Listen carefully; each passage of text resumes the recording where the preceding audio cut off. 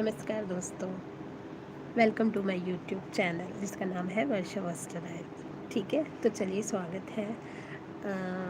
Guys, जुड़िए मेरे साथ। मैं देखना चाहती हूँ कि आज कौन कौन मेरे साथ जुड़ता है। चलिए तो शुरू करते हैं। आई होप गाइस जल्दी जल्दी आ जाइए, बहुत सारी बातें करनी है एक्चुअली। सबसे पहले तो आप सभी को गुरु पूर्णिमा की बहुत बहुत बधाई है, बहुत बहुत शुभकामनाएं। सारे गुरुओं को श्रद्धापूर्वक नमन। तो गाइस, मैं आज आपको बताना चाहूँगी कि गुरु पूर्णिमा क्यों मनाई जाती है। आई थिंक आप में से बहुत सारे जने जानते भी होंगे और कुछ ऐसे भी होंगे शायद इनको नहीं पता होगा। तो चलो आज मैं बताती हूँ। तो शुरू करते हैं।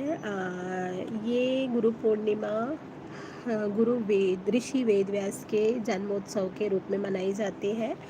आषाढ़ मास की पूर्णिमा के दिन उनका जन्म हुआ था और इसी खुशी में गुरु पूर्णिमा मनाई जाती है। उनका नाम था ऋषि वेद व्यास, जिनका जन्म आज के दिन ही हुआ था। गाइस, इनके पीछे एक बहुत बड़ी स्टोरी है जो मैं आपको सुनाना चाहती हूँ। आई होप आप सब लोग इंटरेस्ट लेके सुनेंगे और आपको अच्छा भी लगेगा। तो शुरू करते हैं। सत्यवती नाम की एक कन्या थी।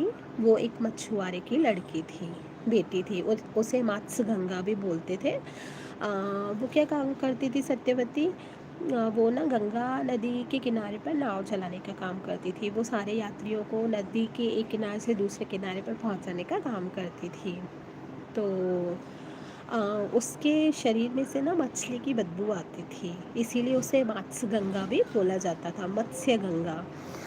तो एक दिन की बात है। ऋषि पाराशर को गंगा नदी को पार करना था। तो वो आए और सत्यवती को बोला कि क्या तुम मुझे गंगा नदी के उस पार ले जाओगी? तो सत्यवती ने बोला चलिए महाराज, बैठिए। तो जैसे ही ऋषि पाराशर उसकी नाव में बैठे तो ऋषि पाराशर ने मत्स्य गंगा की तरफ देखा, जिसका नाम सत्यवती था। उसके चेहरे पर एक अलग ही तेज था, बहुत सुंदर ही कन्या थी। तो जब ऋषि पाराशर ने उसको देखा तो ऋषि पाराशर ने अपनी आंखें बंद करके, नेत्र बंद करके, उन्होंने एक ध्यान लगाया और उन्होंने देखा कि एक बहुत ही अच्छा संजोग बन रहा है। और इस अच्छे संजोग में अगर किसी बालक का जन्म हो जाए तो वो बालक बहुत ही तेज बालक बनेगा। तो उन्होंने सत्यवती से बोला कि अगर इस पल पे किसी बालक का जन्म हो जाए तुम्हारे द्वारा तो वो बालक बहुत ही तेजवान होगा। तो सत्यवती ने बोला कि महाराज, ये कैसे पॉसिबल है, ये कैसे हो सकता है? तो ऋषि पाराशर ने बोला कि तुम क्यों चिंता करती हो? तो सत्यवती ने अपनी 3 चिंताएं उसके सामने रखी। पहली तो उसने बोला कि मेरे शरीर में से मछली की बदबू आती है। दूसरा, मैं एक कुंवारी कन्या हूँ, मैं अगर एक बालक को जन्म दूंगी तो लोग क्या कहेंगे? और तीसरा, लोग मेरी पवित्रता पर सवाल उठाएंगे। तो ऋषि ने बोला उन सब की चिंता मत करो, बहुत ही अच्छा संजोग बन रहा है। तो सत्यवती ने बोला ठीक है। तो महर्षि ने क्या कहा, अपने तेज से महर्षि ने गंगा के चारों तरफ एक कोहरा पैदा कर दिया, जिससे सत्यवती जब एक बालक को जन्म देगी तो वो किसी को दिखाई नहीं देगा। तो थोड़ी देर बाद सत्यवती ने एक बहुत ही सुंदर बालक को जन्म दिया, जिसका नाम था वेद व्यास। और वो बालक इतना तेजवान, इतना शौर्यवान था कि उस इतने अच्छे संयोग में वो पैदा हुआ। और ऋषि वेदव्यास का नाम व्यास क्यों रखा गया? सॉरी गाइस, वेदव्यास इसीलिए रखा गया क्योंकि कुछ समय की बात है कि कुछ ऐसा समय आया था जब लोगों का वेदों की तरफ सम्मान थोड़ा कम हो गया था। तो इसीलिए वेदव्यास नाम ऋषि का जन्म हुआ। तो उन्होंने हमारे वेदों को, व्यास का मतलब होता है गाइस विभाजन करना, तो उन्होंने हमारे वेदों को 4 भागों में विभाजित किया था। आप सभी को पता होगा, ऋग्वेद, अथर्ववेद, सामवेद और यजुर्वेद, ये 4 हमारे वेद हैं। पहले एक ही था, फिर उसको 4 भागों में ऋषि वेद व्यास ने विभाजित किया था, इसीलिए उनको वेद व्यास भी कहा जाता है।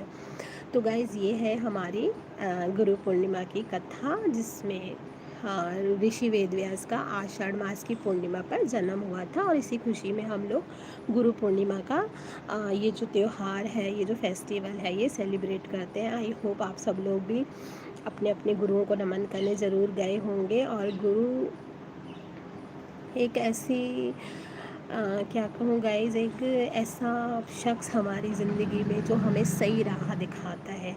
गाइज़ मैंने आज उस पर अपना एक शॉर्ट्स रील भी डाला है, प्लीज़ ज़रूर देखिएगा, उस पे कमेंट भी करिएगा।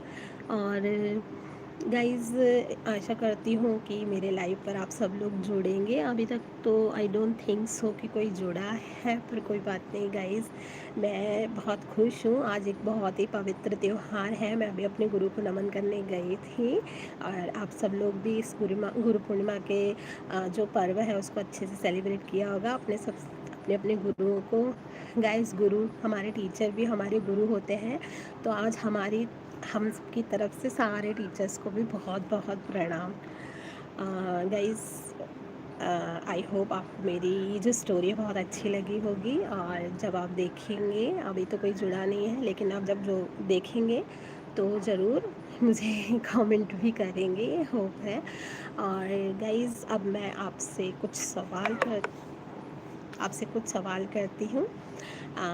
पहला सवाल मुझे कमेंट में बताइएगा। पहला सवाल, उस मछुआरे की बेटी का नाम क्या था? दूसरा सवाल, जिन ऋषि को गंगा नदी को पार करना था, उनका नाम क्या था? तीसरा, मछुआरे की बेटी को किस नाम से पुकारा जाता था?